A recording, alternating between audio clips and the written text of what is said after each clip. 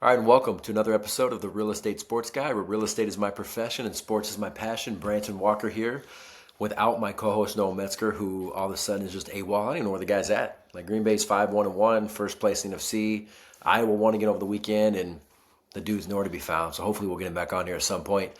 Before I start talking football, this World Series is 2-2, but Shohei Ohtani, what that guy's doing is absolutely unbelievable. And are we witnessing maybe the greatest baseball player of all time?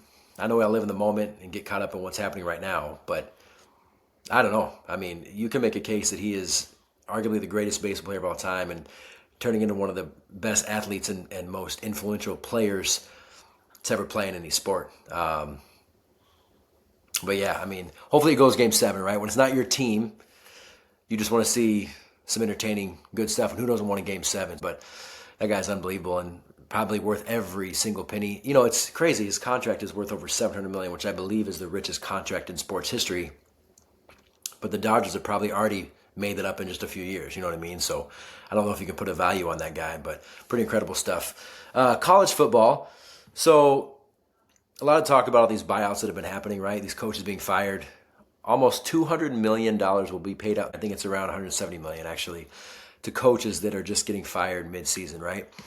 And 3 coaches from preseason top 15 teams are already gone. The AD that just fired Brian Kelly from LSU, that payout's $54 million. Also fired Jimbo Fisher years back, and that's, I believe, $70 million. So the AD that just fired Kelly, fired Jimbo, hired them both, and is having to pay out $124 million on those 2 decisions. But yet he still has a job? That makes no sense to me. We have 5 unbeaten teams left in college football. You have Ohio State and Indiana holding down the number 1 and 2 spots. You've got Texas A&M, Georgia Tech, who might be the surprise of college football, and BYU. So right now, you've got, the Big Ten and SEC holding down the top 7 ranked teams in the country, and currently number 1 and number 2 are from the Big Ten. I do believe that both Indiana and Ohio State will finish the regular season undefeated, and we'll have 2 12-0 teams, ranked number 1, ranked number 2, playing in the Big Ten championship, which will be pretty cool. I probably should mention Iowa for Noah. They just embarrassed Minnesota. It wasn't even a game. I believe the score was 41-3. I didn't watch it. I could be wrong on that, but a comfortable win for his Hawkeyes. He had a good weekend for both of his teams. He lives in Minnesota, so I'm sure he got to enjoy the fact that his team thumped the Gophers in the state that he's living. So again, I don't know where the guy's at, but hopefully he's doing all right and we hear from him soon. I want to get into the NFL and do some rapid fire thoughts before I end it with Kansas City winning Monday Night Football. The Dolphins with maybe the surprise performance of the weekend, winning 34-10 in Atlanta. The Falcons are a tough team to figure out. They beat Buffalo, but yet they lose this game by 24 at home and got blanked 30-0 to the Panthers. So they're a real tough team to figure out. The Bills get back on track after losing 2 straight, and that was an important win for them because the Patriots are surging now at 6-2. May play really well. I know they won in Buffalo, and that was an impressive win that got a lot of people's attention. But they've also beaten 4 of the worst teams in football. The Dolphins, the Saints, the Titans, and the Browns mixed in with the Panthers. So 6-2 is 6-2. You play the schedule in front of you. I'm just not sold on the Patriots yet, even though Drake May is playing really well. The Ravens finally winning without Jackson, who's going to return Thursday night. Here's the thing. I don't think it's crazy to think that they could win that division. They're 2 games out behind Pittsburgh. Steelers are 4-3. Ravens are 2-5. They still play twice. And a healthy Jackson makes that Ravens team look completely different. So if I was putting money down, I would actually pick Baltimore to win that division. Pittsburgh's defense is not very good. And Rodgers is limited. He's still got an arm, but he's limited, right? He's limited to some degree. Outside of DK, they don't really have a lot of weapons on that offense. So I think Baltimore, if Lamar can stay healthy, I think they're going to overtake Pittsburgh and win that division. Speaking of Pittsburgh, Love and Kraft absolutely lit up Pittsburgh. Love had 20 straight completions. Kraft went Terminator on him. That was insane. And there was nothing the defense could do. And that defense for Pittsburgh is concerning because the one thing with Tomlin in Pittsburgh that you always feel like is a given is that defense. And if that defense is going to play like that, they're not going to win many more games this season. You know, he wanted to get revenge on the Packers and beat them. And I believe he would have been the 4th quarterback all time to have beaten all 32 NFL teams. So they looked good in the first half. and then Green Bay came out and just obliterated them. The Jets coming back from 14 points down to get their first one of the season in Cincy, I think that pretty much puts a nail in the coffin for the Bengals. Listen, the Ravens were 1-5. Jackson's been hurt. Pittsburgh, even though they're first place in the division, does anybody really believe in the Steelers? Do you really believe the Pittsburgh Steelers are a legitimate threat in the AFC? I don't. I really don't. Maybe only Pittsburgh fans do. So even without Burrow, you just kind of want to hold things down, because if there's any chance that they can win that division and make the playoffs and Burrow can come back, that would change things for Cincinnati. Listen, you get Burrow back in Cincinnati before the playoffs, they'd be a scary team. They'd be the scariest team to play, maybe, in my opinion, as a Chiefs fan, over any other team in the AFC. So the Colts currently have the best record in football, 7-1. Unbelievable. Great story with Daniel Jones. Kind of resurgence and getting a second chance of rejuvenating his career. Jonathan Taylor, proving he was one of the best backs in football and playing some of the best ball of his career. They've got a really good offensive line, good defense, good coaching, just a well-run organization right now. They sit at 7-1. They're beating teams pretty easily. They're beating teams with ease at this point. But a good story there, and through 8 weeks, they have the best record in football, so you got to give them credit. Houston playing a lot better, and I'd say it was a pretty big upset over the Niners. It wasn't even that close. They completely shut McCaffrey down. Collins didn't play. The Texans' best weapon wasn't even out there. But their D is playing really, really well. The line is doing a much better job keeping Stroud upright. Baker and the Bucks keep rolling, and they're going to run away with that division. The Falcons, the Panthers, the Saints, they're just going to run away with that division, win that thing by probably 4 or 5 games. Philly, listen, Super Bowl champions, you knew they'd get back on track and play how Philly likes to play. This tush-push is ridiculous. I don't know if you guys saw, and it wasn't over the goal line, right? If the ball crosses the plane at all, it's a touchdown. But they were like at the 20, 25-yard line, and Hurts reaches over, gets taken from him. He's still in the pile. He's not down. Should be Giants ball. The whistle was not blown. They say the whistle was blown. Philly gets the ball. They score a few plays later with Barkley. Now, did that change the game? No, I think Philly was going to win, but that's got to be infuriating for teams and defenses. Guys are usually jumping off sides on the tush push. The guards are usually moving early. It's clear as day.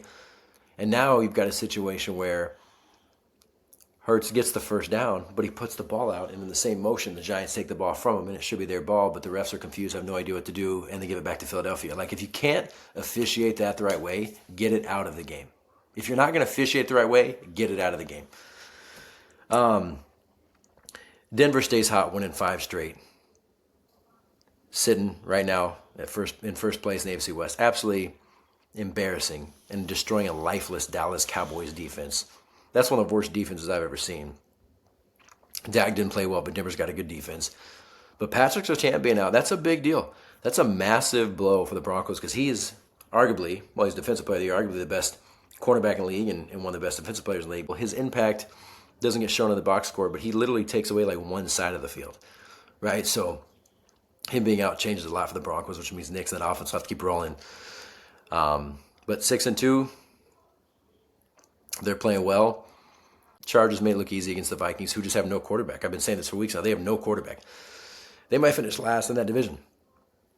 Honestly, and the defense is getting lit up. Their defense is giving up a lot of points, a lot of yards the last few weeks. So if they don't have their defense, it makes Minnesota a less than mediocre team. And right now it looks like they're going to finish last in that division, which to me is a shame that they're wasting a season with what seemed to be a pretty good roster. All right, let's get to the Monday Night Football game. Chiefs, Washington, no Daniels, but you get McLaurin and Deebo Samuel back. Mariota, he's a vet. He can still move. He's not Daniels. I'm not going to act like he is, but he's more than a serviceable backup and probably one of the best backups in the league. And Chiefs are just rolling right now. Listen, the defense is playing so well.